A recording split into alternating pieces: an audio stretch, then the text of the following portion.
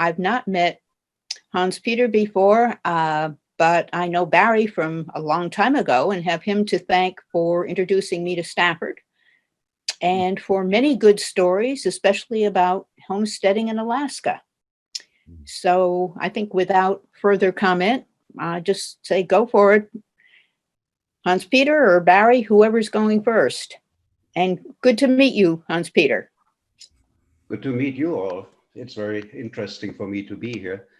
So I'll stop my video and start to share my screen because we want to tell you a little bit about what Barry and I have been doing over the last few months. And what we have been doing is we have been trying to set up a place where people can get a little bit more literacy about Earth's viability. So I will speak a little bit about Earth's viability and thoughts on this, how humans relate to this. And then Barry will come in and talk about the health of riverine systems. So what we are doing is we are setting up this kind of Earth Viability Center, and the goal is to increase Earth viability literacy in the public. So we would like to provide information to the public where they can understand what is going on with our planet, what is the health of the planet. And so the thought that we have, I think somebody needs to mute. What we are thinking about is that the Earth is a life support system for many species, not just for human beings. And when you look at the system from a systems point of view, then you understand that everything is about flows, not just the flow of water, but also the flow of oxygen, carbon, nitrogen. All of this is very important, and even the flow of animals, the flow of human beings, the flow of resources for economy. All of this is important. And the limitations in the flows limit the growth of a community. So if there's not enough flow, then the community cannot grow anymore. And if you want to change the limits of growth, you have to change the physiology of the planet.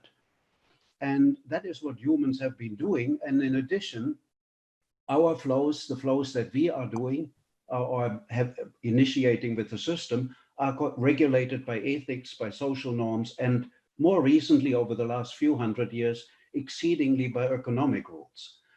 So when you go back many centuries, then economy was not the most important. And for other animals, of course, the economy is not the main one. It's really the ethics and the social norms that play a big role. And what we can see is over the last 200 years, the forces have accelerated dramatically to allow the growth of humanity in an unparalleled way. So then we have to look at what can this global dominance of an invasive species that we are actually do to the health of the Earth system. And I looked at viruses. We all are currently looking at viruses because we have a problem with them. They are very invasive. And what is very interesting is when we compare the human being to a coronavirus and the Earth to a human being, we get a size ratio that is almost exactly the same. There's only a factor 2 in between the ratio of human being to coronavirus and Earth to human being. What is also interesting is that we both have impacts. The coronavirus has impacts that can lead to permanent health degradation. What human beings are doing with the planet seems to be actually for certain leading to a significant health damage of the planet. What is different is that the coronavirus has at least 8 billion human hosts and also a lot of other animals. We have only one host. So our life support system that we are changing in a way a virus is doing this is the only one we have. And if we lose it, then we are no longer able to exist. So I like to say also to my students very often that the Homo sapiens has evolved into what we could call a human or anthropogenic cataclysmic virus. It is the first species that actually causes a pandemic on a planetary scale in the planetary life support system. And when we look at this, we have to ask the question, and that's why we are doing what we are doing, Barry and I, can the virus transform itself into the healer? Is it possible for humans to transform totally and instead of degrading the health system, become the healer for the global system? And since viruses are invasive and we are invasive, we have to really ask, what is the purpose of mainstream economy that actually turned us into this very invasive planetary virus? It is the economy, the mainstream economy, that does this, and we have to ask the question, what is the purpose?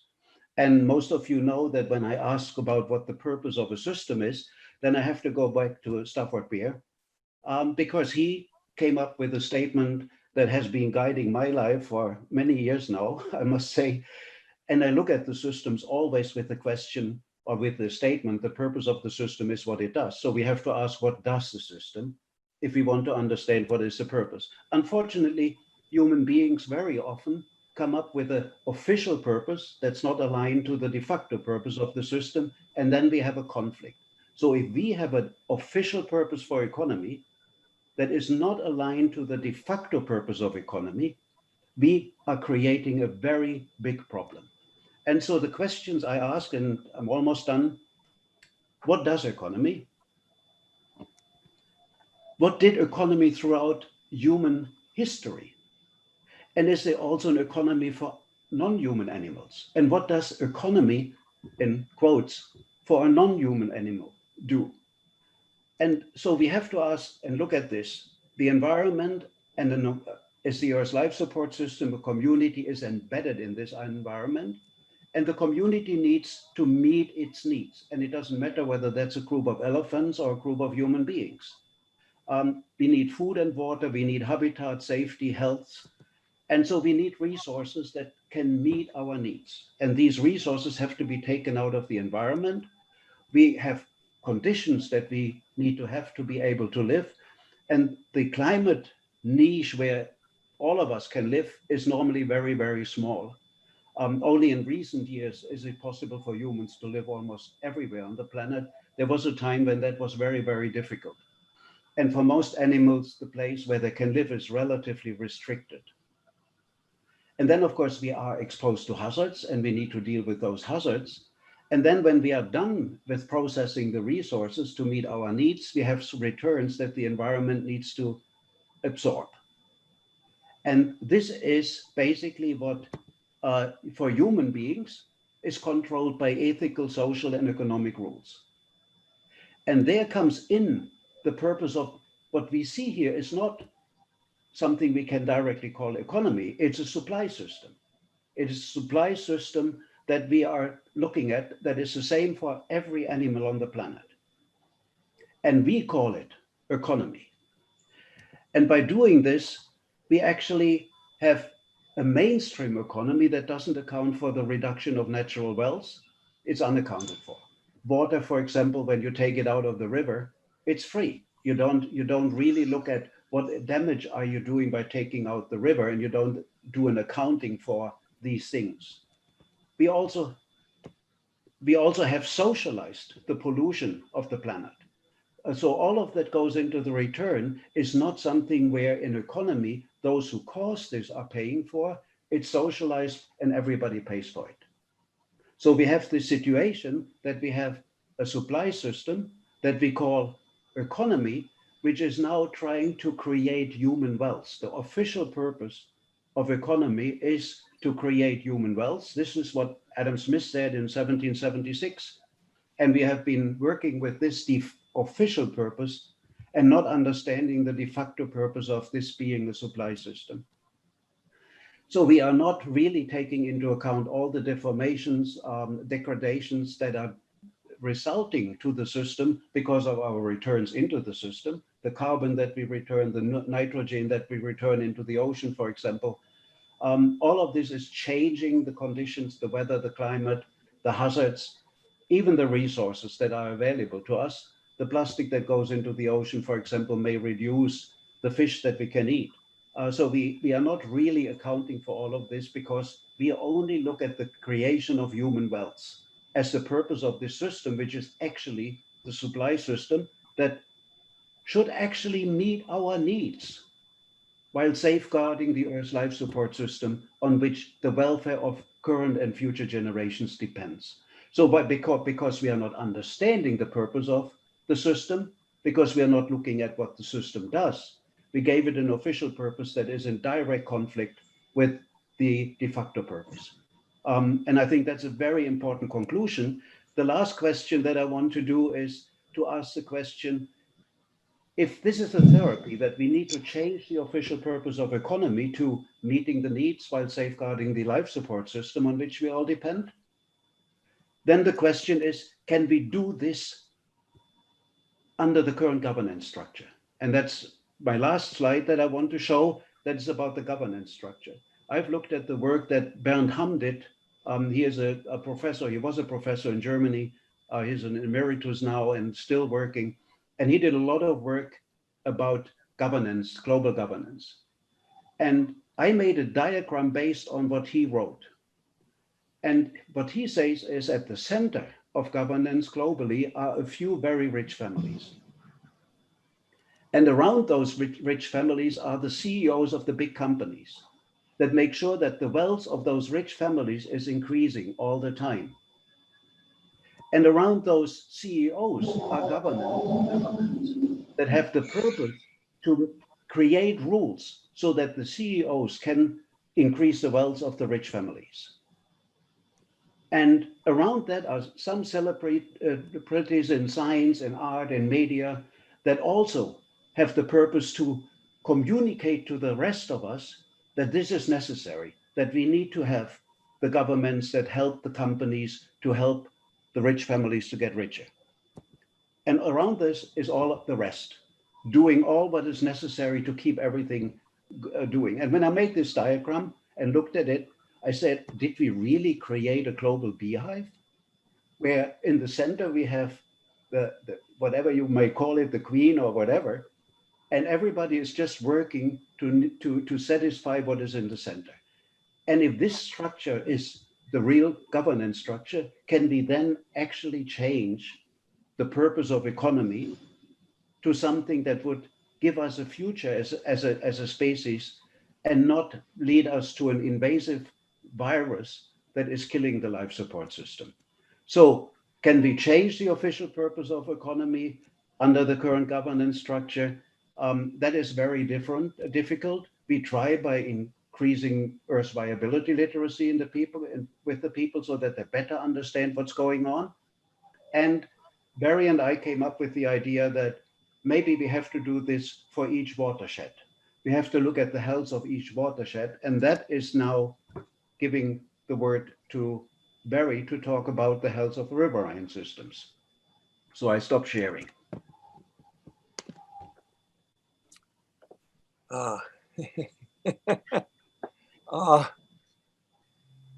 Well, every time I've seen Hans talk about that, it's been extraordinarily sobering. But I will dive into my slides. Why did we decide to look at riverine systems? First, let me say, geographically or spatially, a riverine system is the same as a drainage basin, a watershed, a catchment basin. It's the area where any raindrop that falls drains into the same river system and then, in most cases, out to the sea. So, for instance, here's the Rio Grande River Basin. And, this green line shows the extent of it. And a raindrop anywhere in that ends up, maybe through groundwater, if it doesn't evaporate, it ends up in the Rio Grande. So that's what geographically a riverine system is. Now, those things provide a lot of benefits to us. The riverine systems provide water, clean air, healthy soil. In my mind, a key element of this is that if you think about the circulatory system for the human body, exactly analogous to that, the riverine system is a circulatory system for the continent.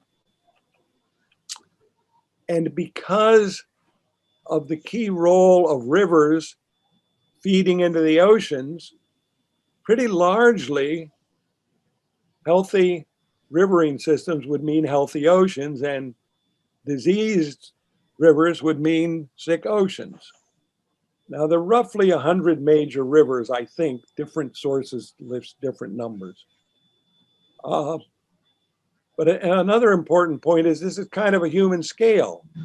All of us, with very few exceptions, maybe the Bushmen in the Sahara might be an exception, I'm not sure. But essentially all humans live in one or the other of these riverine systems. And finally, there is tons of available data on riverine systems. So that's important to try to provide information to people.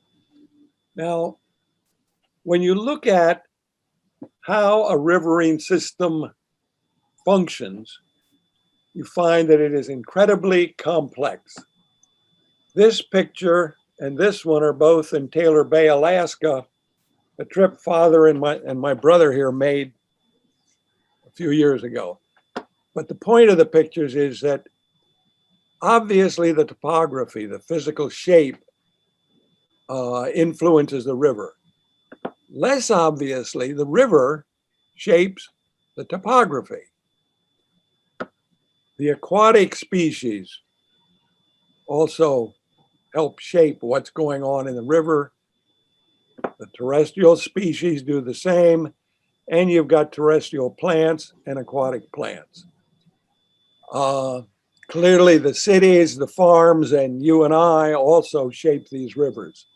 Now, when we look at the interactions in a system dynamics kind of way, you know, the stocks and flows, you get this kind of picture.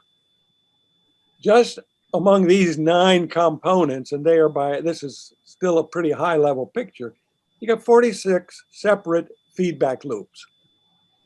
Not separate arrows, loops, 46 feedback loops. Now that doesn't even take into account that the whole thing is changing because of climate change. So riverine systems in a real sense are never stable. They are continuously evolving, sometimes slowly, sometimes rapidly. Now, in all that complexity, our idea, and this is straight out of Stafford's work, we want to provide, first of all, the ratio between a healthy nitrogen state and river X. You know, I don't know that I made up this graph. This is all fake data, but for many rivers, they're going to look more or less like this. So you have the ratio between a healthy state of nitrogen, a healthy level of nitrogen, and in the actual state, and so on. Phosphorus, flow quantity, fish population, perhaps key toxins. Hans was telling me just the other day about a river where the key pollutant, the key toxin is duck poop. So our thought was to try to get a set of variables that would be pretty much universal, with the exception that if we used fish population and invasives as measures of biodiversity, those would be unique to the particular river. And of course, the toxins for a particular river would be unique. But the key point is, this graph pretends to be 10 years. The key point is that you'll be able to show the trend over time, which again is right out of Stafford's work. The second part of it is that we felt it was important to tell stories. So for instance, here's a very short story. This is from the 1850s. This is 2 years ago when the settlers arrived in 1850, and then in 1913, they dredged the river to provide all this space for Seattle. I called it killing a river with good intentions, because a river dredged like this is largely dead as compared to what it was before. Now, this is kind of back to what Hans was saying. We humans live out of stories. We're not rational beings. We would like to think we were, but we're not. The neuroscientists and the psychologists, I think, have demonstrated conclusively that we are not rational, that our emotional beings are first and foremost how we make decisions. And as Hans pointed out, the current story is destroying our nest. So our project is an attempt to restory the river systems and thereby the people of planet Earth. And I'm back to this question that Hans asked, what new story might transform us from a virus into healers? And at that point, I'm going to stop and see what kinds of questions or comments you all might have.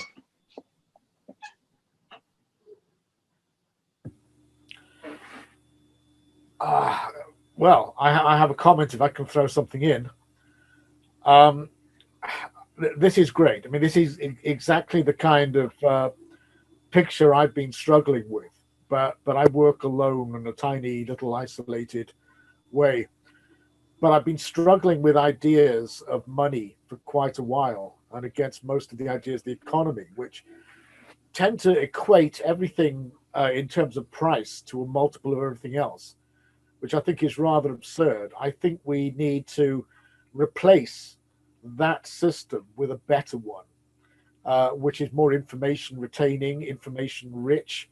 I've been experimenting with ideas of vectorized currencies, which can actually preserve information about environmental impacts and so on, to create what I'd consider a route, a tiny part of the route towards a Kona-Dashby compliant economy.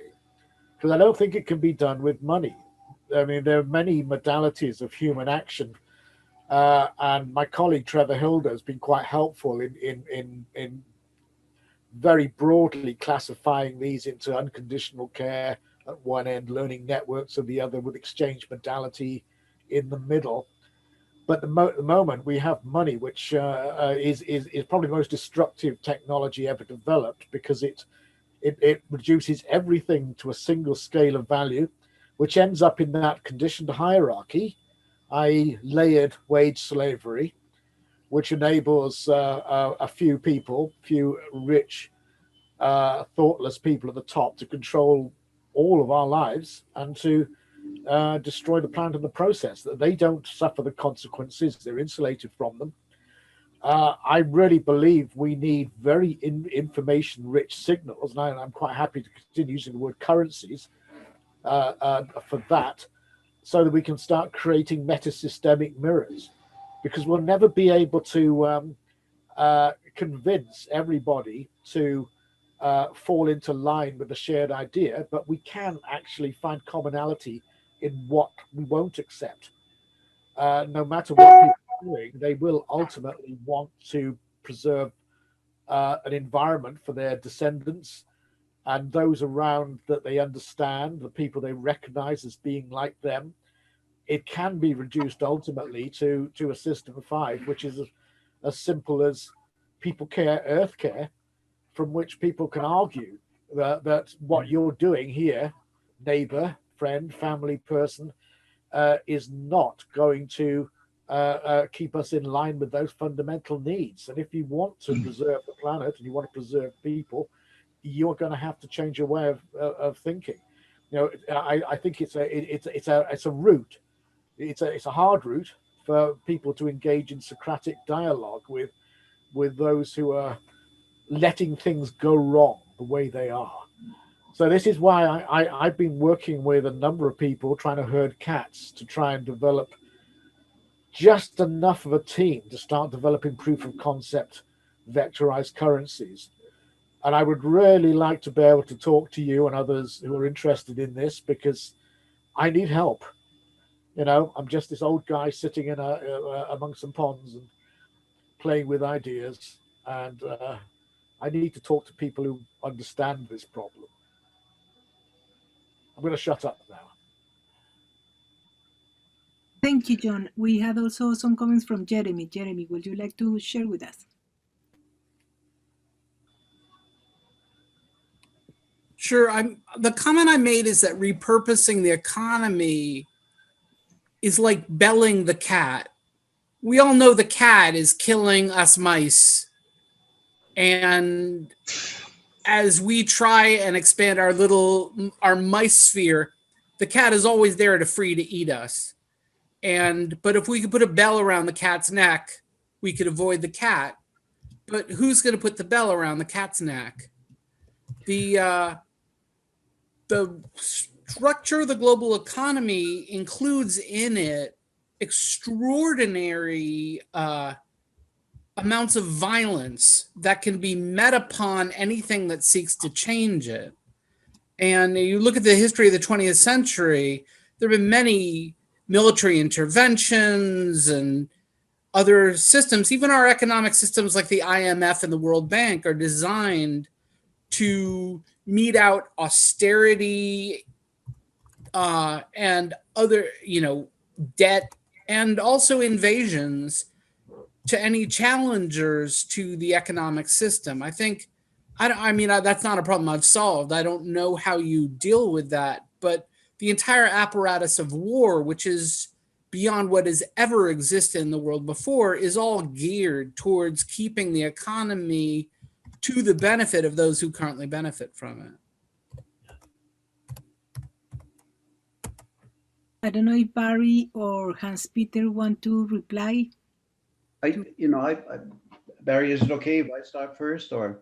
Oh, I think this is a very important topic. One question is, can we do improvements in the current governance structure? If it is as Bernd Hamm describes it or analyzes it, I think that some countries have shown that it is possible to change economy. And it's a little bit based on what Upton Sinclair said once, that you cannot make, it's not his exact word, but he said basically you cannot make a man understand a thing if his job depends on not understanding it. And in the 1990s, in the early 1990s, I was living in Germany, in northern Germany, next to a farmer. And when I moved there, the farmer had no idea about biodiversity. And he didn't care about he couldn't care less about biodiversity. He wanted to produce what gave him money.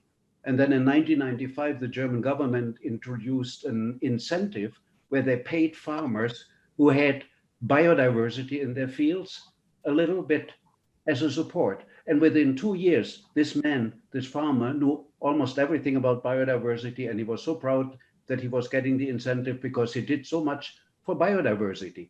So his job depended on understanding biodiversity, and he understood biodiversity in a very short time. In the same way, when I was in the Green Party in Germany, we did the same with solar energy. When we got the regulations in a way that solar energy made sense economically, everybody learned how to do it and everybody was doing it. So we can change something a little bit in the current governance structure, but the question is, will it ever be enough? And it will probably not be possible in all countries without a change of governance structure, and that requires a revolution. I mean, in the end, we might need a French Revolution on the global scale. I don't know how that is possible when all the power is in the hands of a few. Just to follow it up with a comment, we have about 2,700 billionaires in the world right now. Yeah. The largest of which is a 200 billion person with Jeff Bezos. I mean, instead of money, if we saw this in terms of how many calories somebody consumed. So the average human consumes about 2,000 calories a day. The existence of billionaires is like the existence of people who consume 20 million calories a day, and with the largest billionaires consuming about 1 billion calories a day. That's just not sustainable. You can't have some creatures eating 2,000 calories a day and others eating 1 billion calories a day. And yet we have a structural system that keeps these sort of aberrations within the system. You would think intuitively that just the systemic equilibrium would wipe all of that out. But our economic systems are so askew, that these sort of profound disequilibrium states are permitted not only to occur, but they're structured so that they continue. Yeah. It seems to me that there's some sort of tweaking you could do to make equilibrium in all its fury just tip the scales back to what is harmonious, but I don't know what that is. Let me make a comment here. Maybe 6 months, a year ago, I forget. I set out to look at whether what would be needed to save ourselves from ourselves.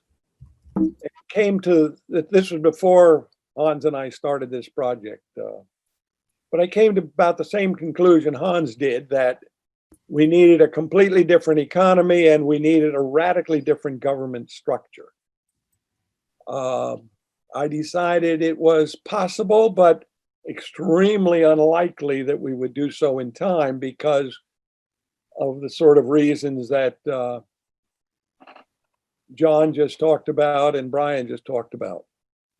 However, I think there is cause for hope. Stafford was wont to say that our best hope is the degree to which we do not understand our children. So that's one point. I think I certainly don't understand young people. So that in Stafford's mind, that would be a good point. In the United States, young people are leaving the groups that supported Trump in droves, the evangelical church, for instance. Young Black people, for the first time in history, are voting in droves. There are some encouraging signs on the horizon. The other thing I would point to, my friend David Schechter, whom some of you may know, is working with a couple of groups, one of which is called the Democracy Collaborative, is rethinking what a serious democratic approach to creating legislation would be. And the tip of the iceberg there are things like participative budgeting, but they're also doing much more fundamental things. And some experiments are being run. Now,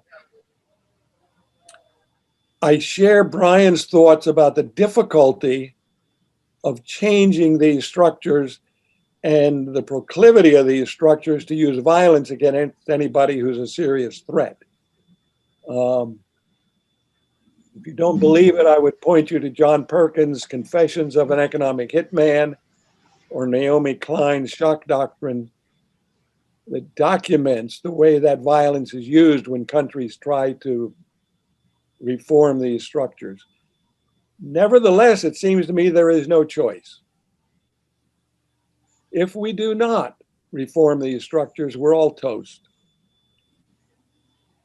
So, I think we need to be clear-eyed. We need to understand that we're dealing with very large structures which are very entrenched and which are quite happy to use violence against anybody that they think is a serious threat. And I think we need to happily sail into that. You know, it looks to me like the best game in town. So that's my piece. We have Czeslaw with a question and then John, okay?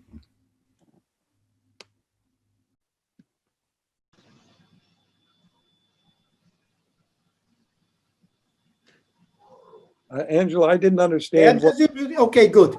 So may I intervene a little bit? Yeah. Okay, briefly. Okay, so first of all, thanks for the inspiration. It's quite interesting for me, but at the same time, now I'm working on more on complexity and different things and so on, that, and I'm more careful about the methodology. Not only, and the point is methodology, hermeneutics, semantics, and so on. In months about from now, I will present some of my ideas. And also, I've touched upon this big problem of Anthropocene. My good friend is reading a series of books. He invited even to his private institute, Professor Cruzen, the founding father of that idea, and so on and so forth. I wrote a paper on complexity and Anthropocene, and complexity and sustainability, right? So a big picture is very good, but we have to be more precise, and it is an advantage of to continue the methodology deriving from Stafford Beer and from systems thinking, whatever. And let me now make some comments about this. So sustainability, it's defined very clearly by Gro Harlem Brundtland to guarantee a good future for the next generations, not only we and so on. The first point. But then when you look, what are the target points? What are the levels? It's difficult to define. For instance, the number of population, capacity of food production, and so on and so forth. So I'm looking at this from a methodological point of view. I mean, in what terms the ideas that driving from complexity studies could help us. But now coming back to today's very interesting presentation, that big picture. What we already know from economics, for instance, there was something I remember. I will just repeat. I have background in physics and in management, and I'm trying to mix them to understand mathematics and so on forth. When I was younger in Poland, even when we were taught economics, there was something like the free goods. Water and air were the free goods available freely without any investment, and so it was the canon of the economic. Not only in Poland, but all over the world, the free goods. Then in economics, we have the economic theory to so-called externalities. That's more or less something more or less precise. And what is making me somehow pessimist is that, for instance, when we observe the expansion of the United Kingdom, the colonial expansion, all the German drang nach Osten, all the Polish drang nach Osten. We didn't have colonies, but we pushed eastwards. What was? It was productivity of soil, simply as to get more food. Those people, so they approach the physical constraints for the population. So for them, the care about the future generations was not to save, not to spare, but to colonialize. To colonialize, because the effectiveness of the efficiency of soil was low. And now we are approaching the same problem, that the goods which were free, the air and the water, are not becoming free. And the wisdom, the depth wisdom of the idea of Anthropocene, but to sustainability is pretty simple. Now we are approaching the limits of the goods which are regarded as free. I forget about the temperature and so on and so forth. There's another story. And we have to think in a very specific way. Of course, as I've said, I appreciate very much today's presentation. But we have to think, for instance, on my part, how to use, let's say, a more precise language of complexity systems and so on, to show some more specific policy making guidance. So there are already the nuclear energy, the resignation from the carbon dioxide and so on. But the problem is, I will finish in a few seconds. But so for me, this is the core of the problem: how to avoid the situation when the free goods are not any longer the free goods, because we know that the limitations of the goods to feed the people led towards conflicts, and colonization. Thank you very much. I could talk more, but thank you. Okay, I don't know if Barry or Hans want to respond, and then we listen to John. Amen.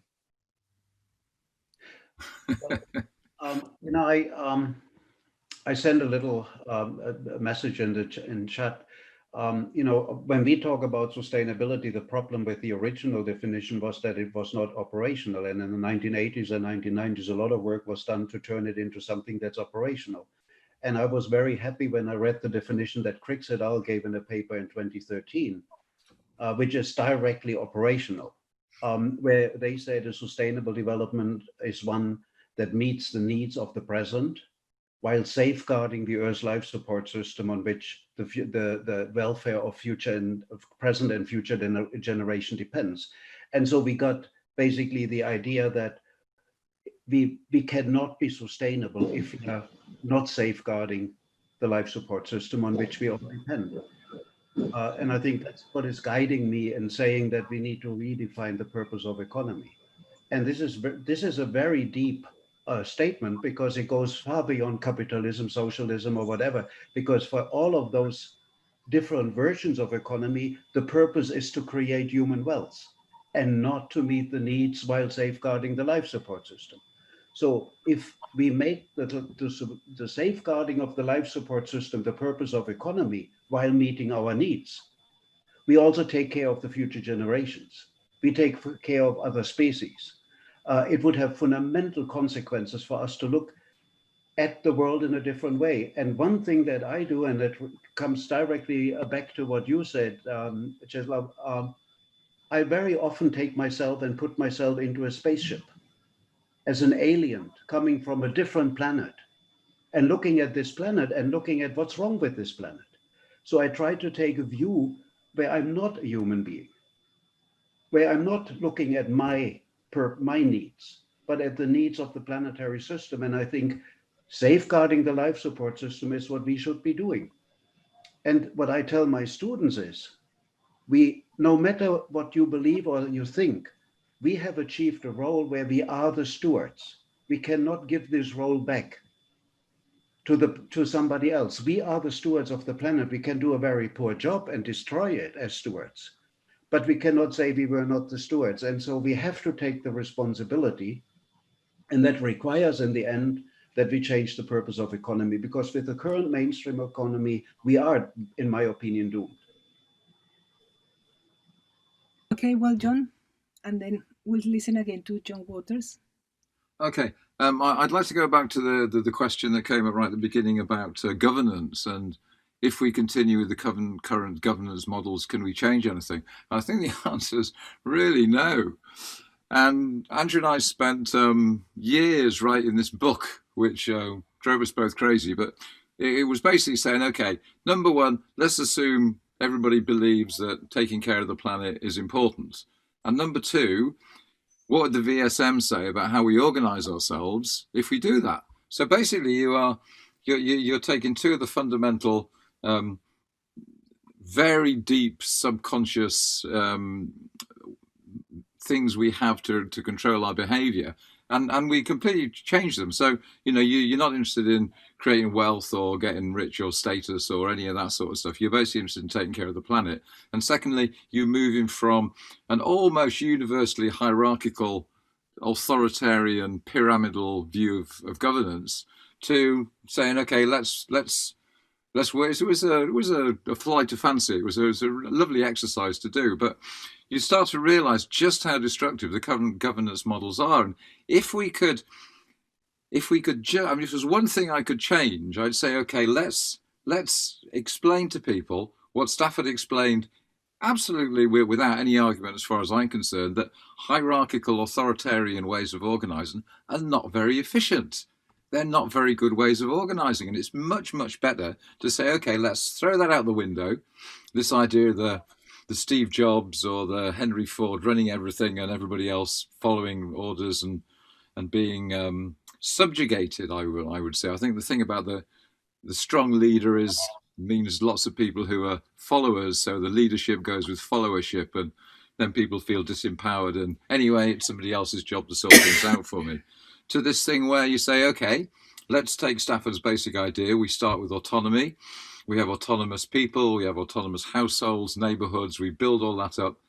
And some work that Elena and I are doing with a guy called Mark Pearson in Seattle is showing that there are all these recursive levels which are almost totally absent. Things like neighborhoods and parishes and villages, and certainly in this country, and I think probably everywhere.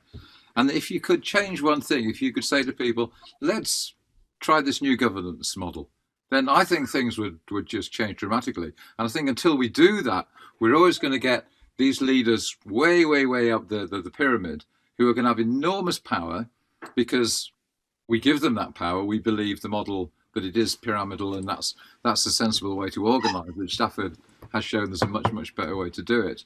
And I think until we change that, it's going to be very, very difficult to change things.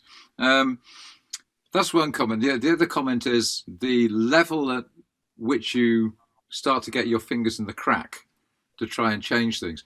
I think the watershed, the Riverine level is absolutely great. And there was some work that Angela did, which you might want to talk about in Colombia, where she worked out the watershed level. And one of the things we propose is that that in our fantasy, all the administrative and political systems were redrawn around riverines. So you don't have a local council for a town or for a continent. You do it all through the ecosystems and the watershed. So that's a very, very interesting exercise to do. Highly unlikely to happen.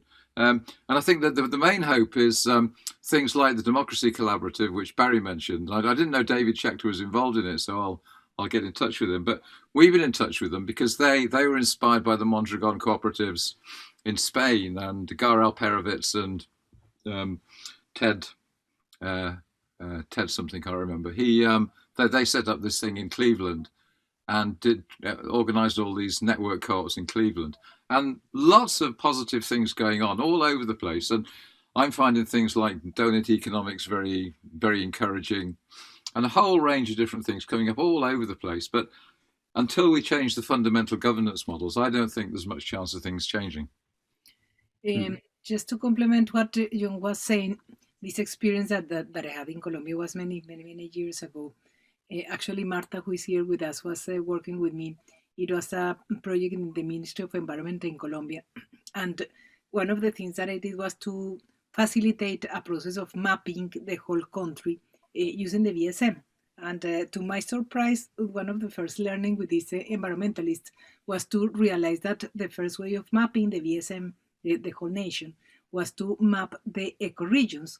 Because if we think in terms of self-organization and self-governance, the best way to do is to devolve control to people who live in a particular ecoregion.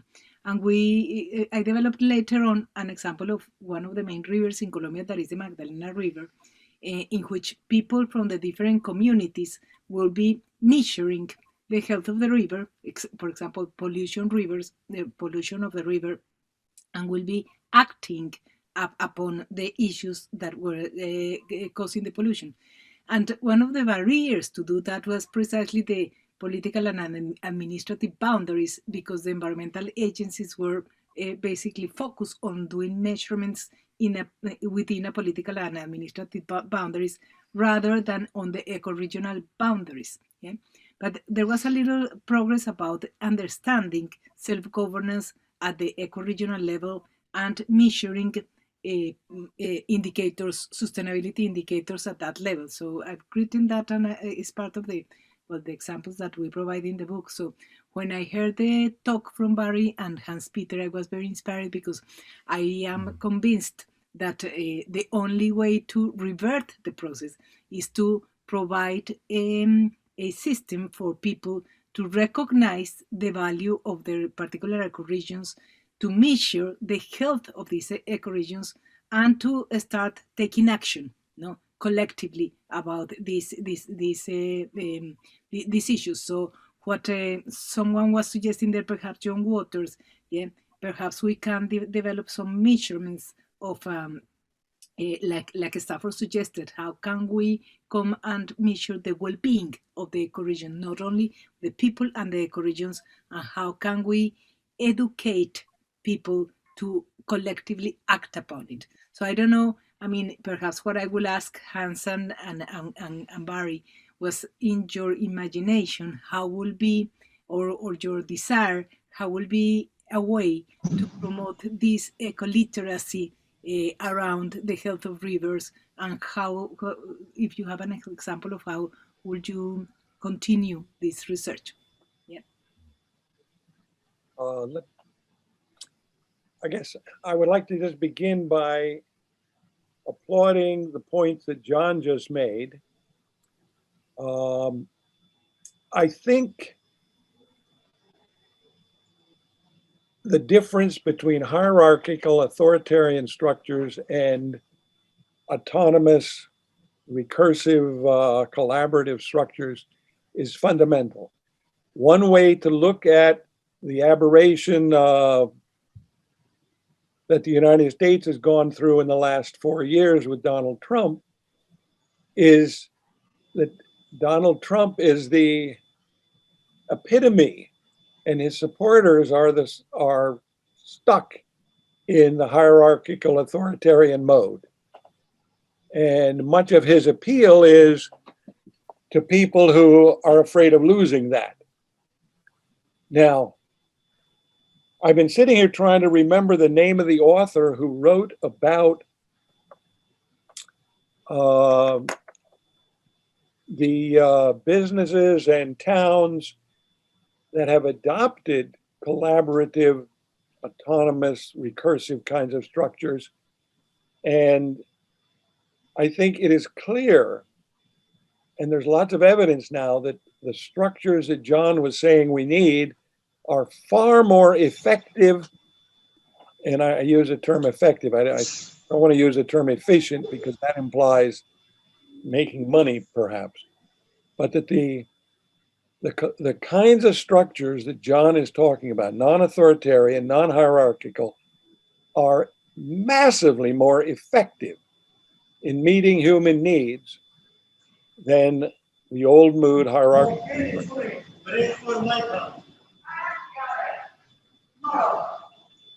I'm not sure what's happening here, but apparently some background noise. So at any rate, all of this begins, as several people have mentioned, with the new ideas. We have to have the new concepts before we can do anything. But I think many of the needed concepts are here. As John Waters said, it's such a big topic that we need help. We need to work together.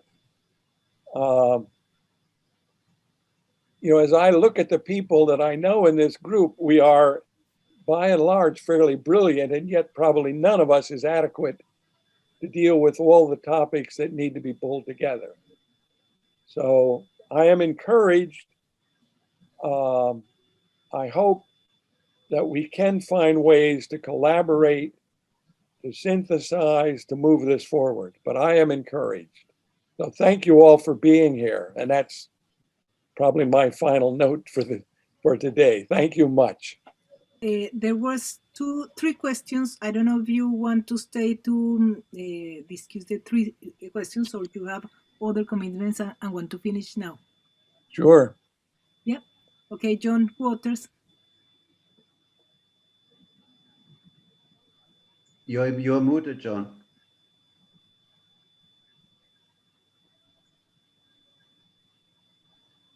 Yes, thank you, John, for saying quite a lot of what I wanted to say, but wouldn't have said as clearly. I do believe it's vitally important that we change the economy, but I'm not confident that it can be done anyway by building a much better alternative that people can simply use to bypass what there is. Which is why I've been putting a lot of my very limited resources into working on what I call vector currencies, but within the framework of a recursively nested system called open metrics.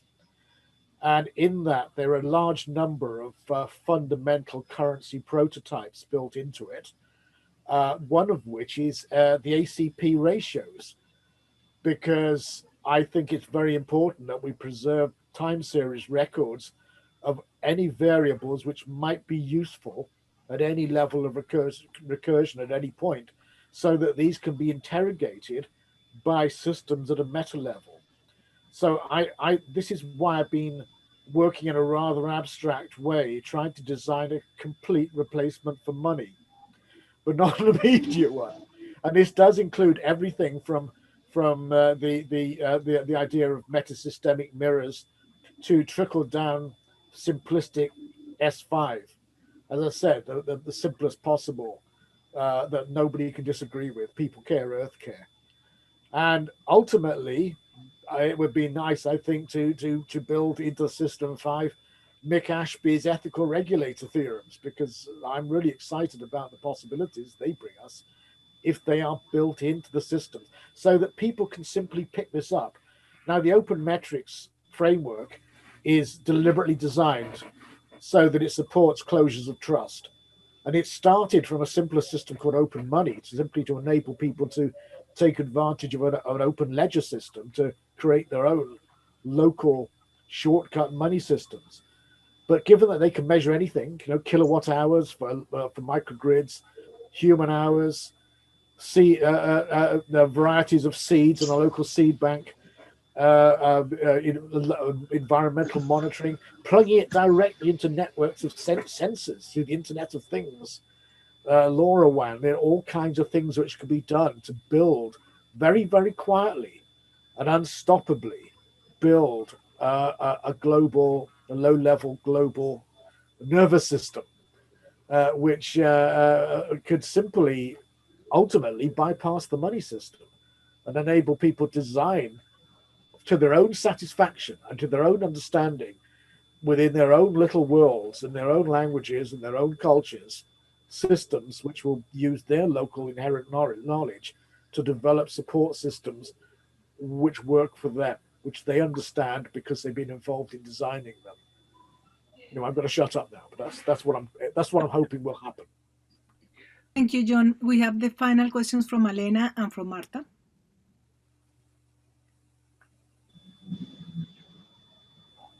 I wanted to put in a plug of how storytelling and the arts can help. WaterDocs just showed the film Watson about Paul Watson, the founder of Sea Shepherd, and gave him our Water Warrior Award for this year. And it seems that people are inspired by what he's done, inspired by saving the sea life, inspired by getting in the way of criminal exploitive efforts to basically make money without looking at any of the other consequences. So I think that storytelling in the arts, I would like to basically plug as a way of getting through to people who otherwise wouldn't necessarily be into the scientific argument.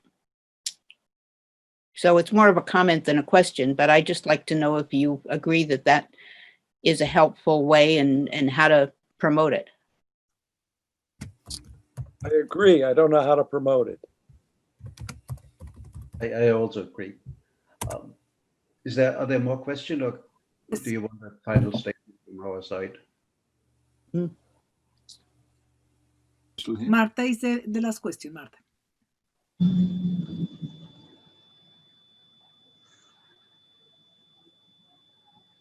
Okay, thank you very much, Angela, John, and Elena, my friends, and all of you here. Thank you for giving me this possibility. Just to, I'm going to say, because I know the time is over and I have a lot of things to say, but the most important thing is that I feel here all the subjects that we are involved in here in Colombia at a project where I'm trying to really move, and it's like 4 years ago. It's called MingaNet, which is a net of Mingas. Mingas is an indigenous word of the work, collaborative work, how the indigenous used to do everything. And so bringing the indigenous people really to as an example of how they never lost this way of really coping with the earth, with the planet, and with this possibility of life. So this is MingaNet for caring of life. And the question is how do all the people around the world, and starting from our country, that are convinced that this has to be done with really for the help of each other, for the help of all of us, not for the rich and the governments together working for individual interests, how to make this a project for the solidarity project. Everybody really coping with the planet and with ourselves. So this the proposal is having a network of networks, not working with individuals, but with networks that are already on the way of living in that way that we all agree. And so we have now networks of natural reserves, networks of those permacultures, and networks of initially the networks that are more directly connected to the earth, because this started really as a proposal when the climate initiative, the climate problems were already decided that this climate change was real, and so I go back to this when your final presentation said what new story might transform us from a virus into healers, and then what you say, how to save ourselves from ourselves, and the proposal is that we have to do the proposal, and we are and then look for incidents to change, because I think there's more in the civil society. We are more that we're really trying to save our lives and trying to save our planet for us, and for us to live with the planet like one thing, but because we are not separated of nature, we're nature, and how to move into that. So we have 4 approaches. One is solidarity economy, and there we are working with local economical circuits, and we're joining with Solidarius, which is a big initiative in Latin America, for Solidarius Net, Euclides Mance, which is talking about the liberation economy. And there are these possibilities of really having these local circuits to have local economies, and for them to be autonomous with their economy, and the coins and all these things. The possibility of interchanges, of doing favors, and all these things is very important. And therefore, some other component, which is information and knowledge, how to pick up this information and really get something about the knowledge that we are all gathering, and it's not being collected anywhere. We just have academic knowledge and have the government knowledge. We don't have it either, but the local knowledge is not anywhere, and how to work on that. Also, the visibilization of everything what's going on in terms of the ways that we should propose in taking care of life. And the last is really getting us all together for political incidents.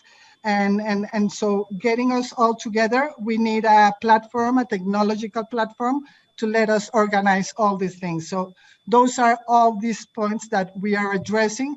And I'm very much interested in the democracy collaborative, because our question is how to get organized, because on how do we get organized is the clue of all of these. So we are really working now organically, but we are looking into really finding that answer. And we've been talking with Angela and John about all these things for so many years, and we need to still, to really join the efforts of all of you with the local knowledge, because we've also in Minganet, we've also come to the point that the change has to be in the persons, and really we need to do a lot of work to get to touch each person, because nothing will not work together if individually there's not a change. So there's a lot of work to do, but there's a lot of people like you. And so how to connect, not to make a one thing, but to do this like a mycelium, where we can get connected and we can really work together for that. So thank you, because I know there's a lot of more people like you with all these Stafford beers ideas, which I think are very much has to give us the clue to really move into this, and so I'm looking forward to continue doing whatever we can move forward. Thank you so much. Okay, well, Barry and Hans Peter, now we can listen to you and finish the conversation. Yeah, Barry, should I say something? By all means. Well, first of all, John, I have to point out that the question whether we can change us into the healer under the current government is a rhetoric question. I know that we cannot do that. If we keep the same structure, if we have this beehive going on, this global beehive, we will not achieve anything. But we also need to understand that the lifeblood of this beehive is consumption. Economists 50 years ago said we should get our spiritual satisfaction from consuming more. So the one thing I would do if I had the power would to outlaw advertisements. I think if we stop having advertisements telling people that they need all those things that they don't need, somebody like Bezos would not be able to become a billionaire, the biggest billionaire in a lifetime, starting from relatively little and being now having accumulated 200 billion in wealth just because we are consuming. And we would also understand that the queen bee is already thinking about going to Mars if this hive here is going to break down. So we are working for them to find an exit of the disaster they have created. So I think we really need to understand and make people understand that we need to change our fundamental behavior so that we are not increasing the flows, that we are not changing the water flow and the carbon flow and all those flows just because some people want us to consume more because they can make money by us consuming more.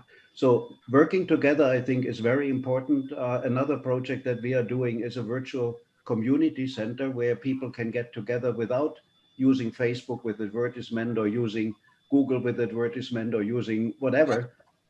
So we really want to go in this direction, that we work together and we provide something to people to have a platform where they can work together.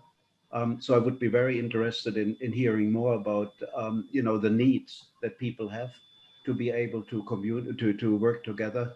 And Barry and I will continue to do what we are doing to see whether our small contribution can eventually lead to a change in the governance structure.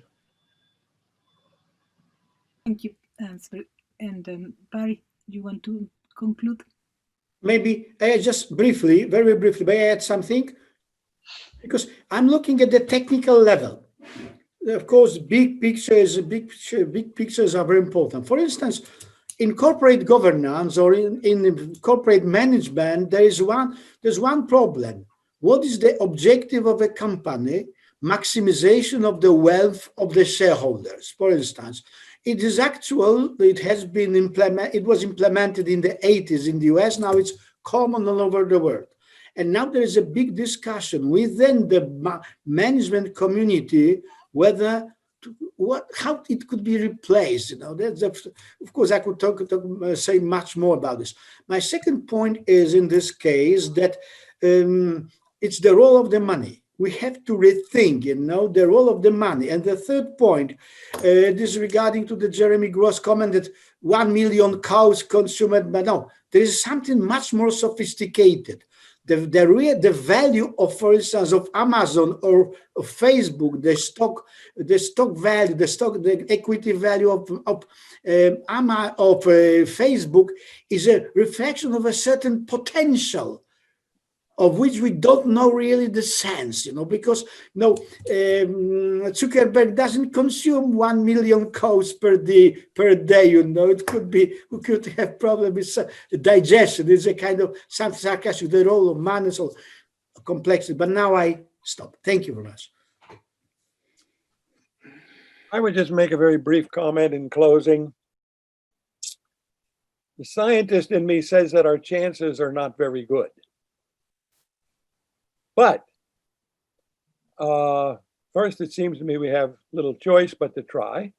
And secondly, I have this unreasonable, totally irrational optimism. My wife, who's a pastor, keeps saying, God is still in charge.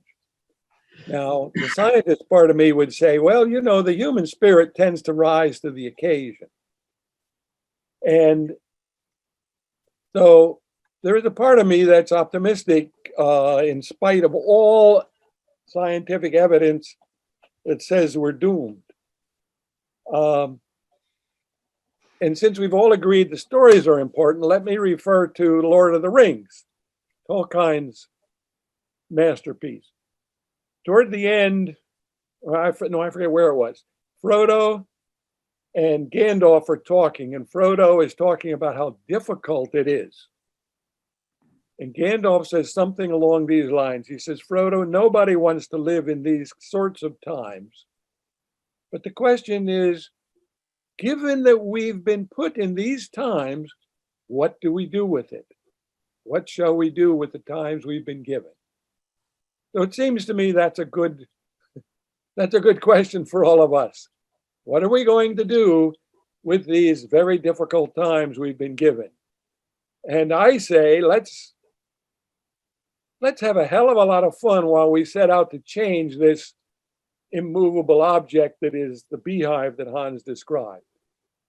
It's got to be done with joy or it won't get done at all. So let's have fun while we change the world.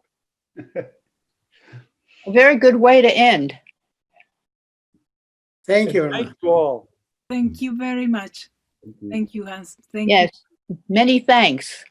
you. Okay. That was great. So we'll see you again soon in the next webinar.